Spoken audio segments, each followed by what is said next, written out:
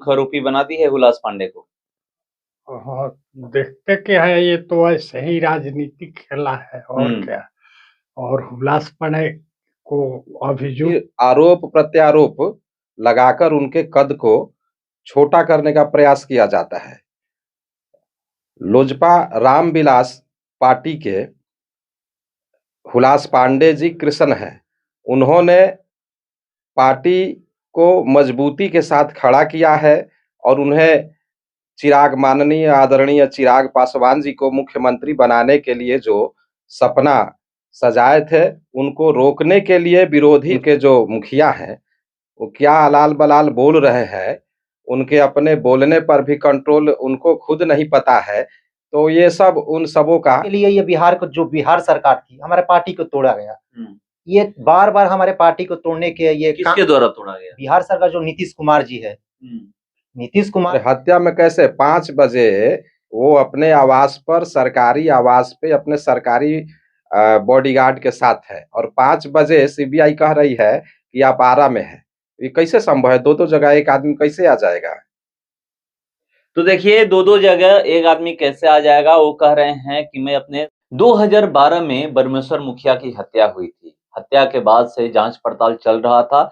2 दिन पहले सीबीआई हुलास पांडे के खिलाफ सप्लीमेंट्री चार्जशीट दायर की है। हुलास पांडे के खिलाफ ही नहीं, इनमें 8 लोग शामिल हैं। चलिए, उसी विषय पर हमारे साथ बात करने के लिए लोजपा रामविलास के अधिकारी पदाधिकारी हैं। कोई जिला अध्यक्ष है तो कोई कुछ है। और एक बात और मैं बता दूं आपको कि कल ही हुलास पांडे संसदीय बोर्ड के अध्यक्ष पद से इस्तीफा दे चुके हैं। जैसे ही सीबीआई चार्जशीट दायर करती है, उसके बाद से तमाम हर जगह खबरें चल रही थी और तुरंत आकर के कल हुलास पांडे संसदीय बोर्ड के अध्यक्ष पद से इस्तीफा दे दिया। क्या लग रहा है कि ये क्यों किया जा रहा है? ये निराधार है, सरासर 2012 की ये घटना है और अब उनका नाम उसमें विरोधी लोग नाम उनका ऐड करवा रहे हैं। तो इसमें राजनीतिक साजिश है। जब भी इनका ग्राफ बढ़ने को आता है या कोई चुनाव आता है, उन पर कोई आरोप प्रत्यारोप लगाकर उनके कद को छोटा करने का प्रयास किया जाता है। लोजपा रामविलास पार्टी के हुलास पांडे जी कृष्ण हैं।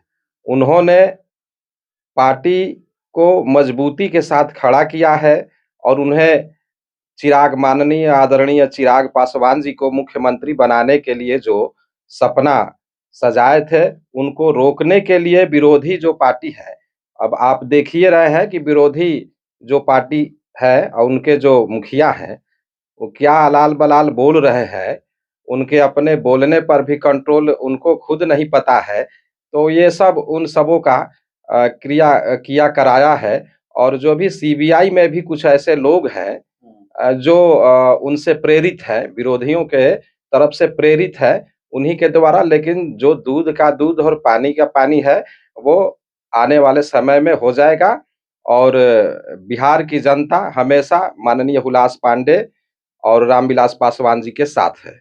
आप लोग कह रहे हैं साथ हैं, तो इस्तीफा क्यों दे दिए? मान लीजिए कि जब कुछ है ही नहीं, तो इस्तीफा इनके देने के पीछे वजह क्या है? इस्तीफा नैतिकता के आधार पर उन्होंने इस्तीफा दिया ताकि कोई कह न सके कि उन पर ऐसी आरोप लगा और ये अपने पद पर बने हुए हैं। तो देखिए, इस्तीफा दे चुके हैं और उसको लेकर के क्यों इस्तीफा दिए, नैतिकता के आधार पर इस्तीफा दिए लोग कह रहे हैं।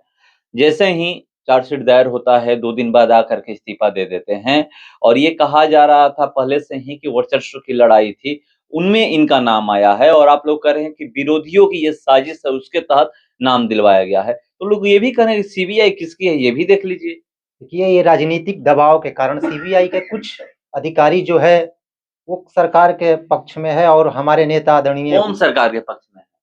अभी जो प्रेजेंट में सरकार है बिहार में? जी, बिहार में जो सरकार है, ये राजनीतिक दबाव है।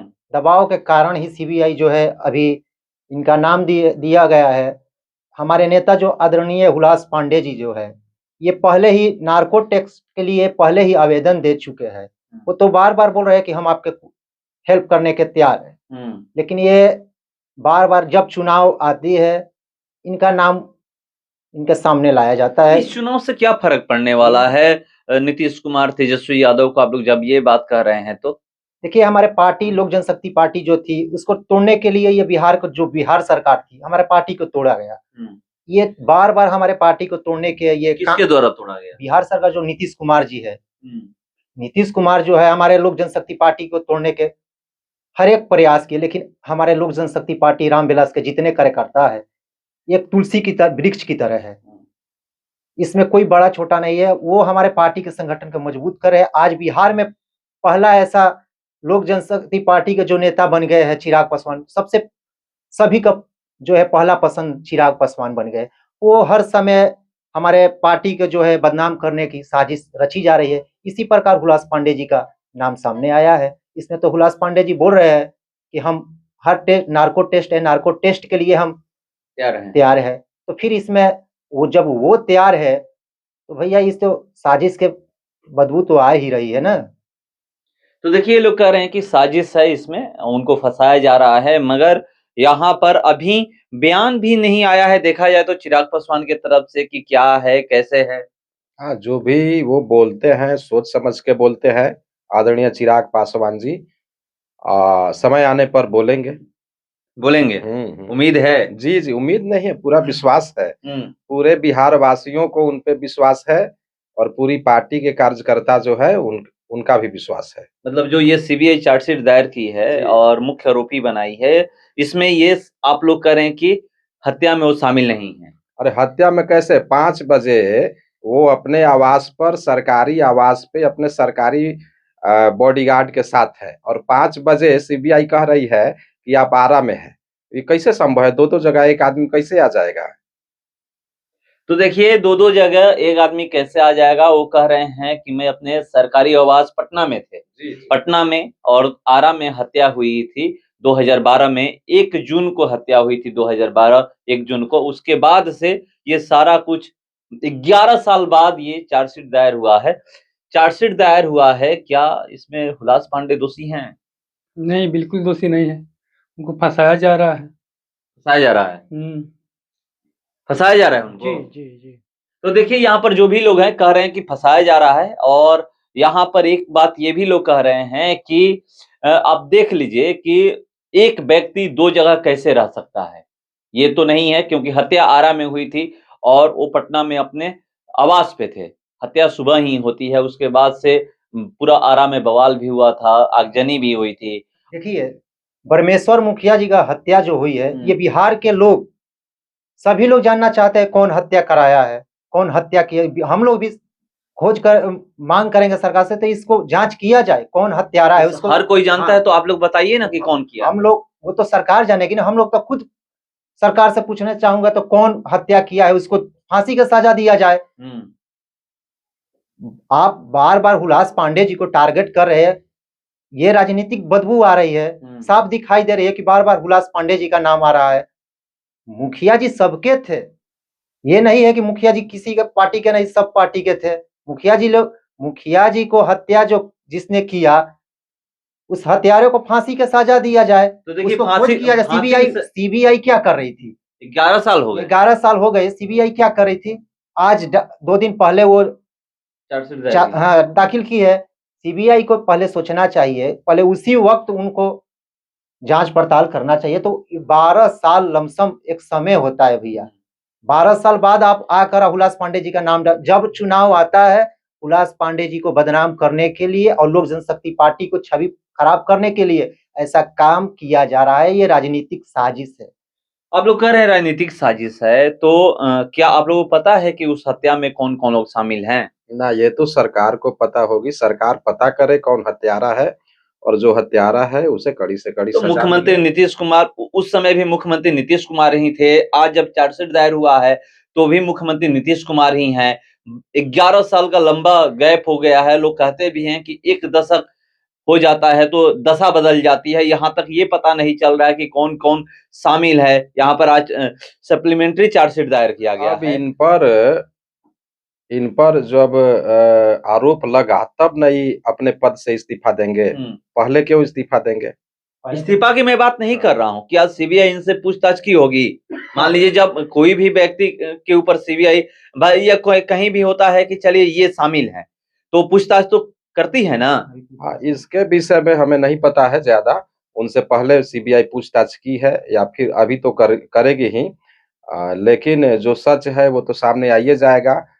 और चूंकि मुख्य चुनाव को लेकर अभी लोकसभा चुनाव आने वाला है, विगत साल में फिर विधानसभा चुनाव आने वाला है, इसको लेकर के पार्टी के बड़े-बड़े पदाधिकारियों को टारगेट किया कैसे देखते हैं इसको? सीबीआई चार्जशीट दायर कर दी है, मुख्य आरोपी बना दी है हुलास पांडे को। हाँ, देखते क्या है, ये तो ऐसे ही राजनीतिक खेला है और क्या। और हुलास पांडे को अभियुक्त बनाने का मैंने तात्पर्य क्या है, ये तो समझ में नहीं आता है। क्यों बनाया गया है? अब ऐसे ही क्यों बना दिया लोग, वो लोग जाने।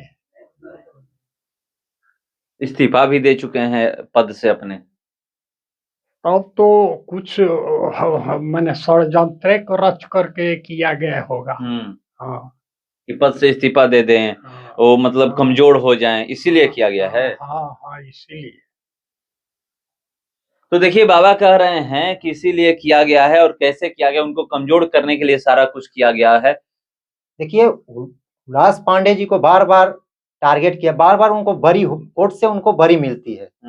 पिछले बार जो 2019 के चुनाव में वो बरी हुए, 2005 का याद है लमसम केस था, उसमें भी बरी, 3-4 केसों में तो उन्हें बरी हुए, निर्दोष साबित हुए। तो भैया ये फंसाने के तो पहले से साजिश चलती आ रही है।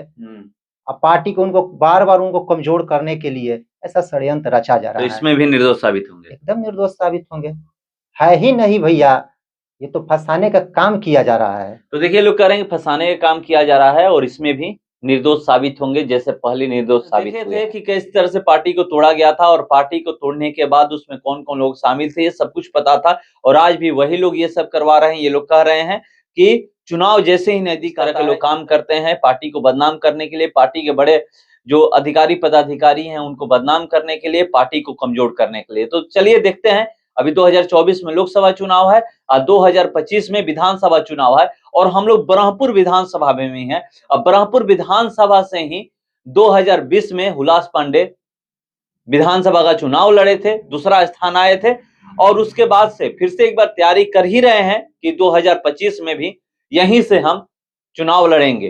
देखते हैं कि आगे क्या होता है। फिलहाल इसका इतना ही, बने रहिए हमारे साथ। नमस्कार।